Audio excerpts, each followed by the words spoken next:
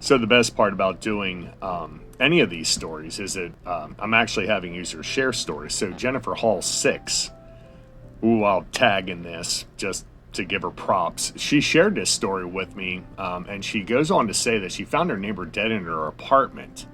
It was about 8, and she heard a scream for help. She sat up in bed, no phone call, nothing like that.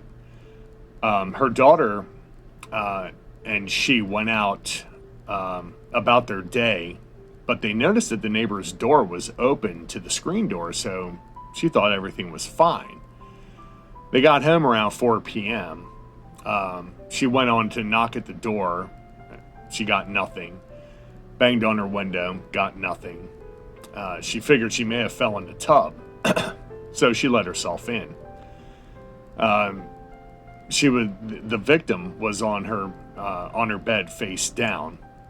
She knew in her gut that she was dead. It was like 90 degrees outside, and when she touched her leg, she noticed it was cold and hard, so rigor had actually started to set in. She went on to call 911 to tell them that her neighbor was dead and that she needed help. They tried to get her to do CPR, and she ultimately ended up telling the dispatcher that the victim was well past that point, that rigor had actually set in.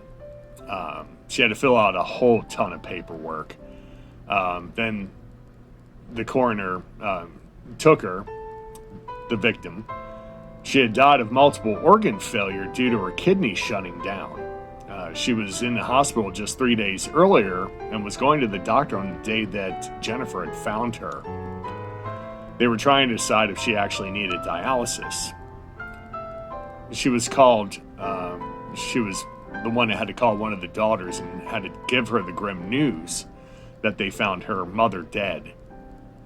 Totally bad situation, and I thank Jennifer for sharing this story. It is a morgue story, just not like a crazy morgue story, but an actual person that is a follower of mine. So I thank you, Jennifer.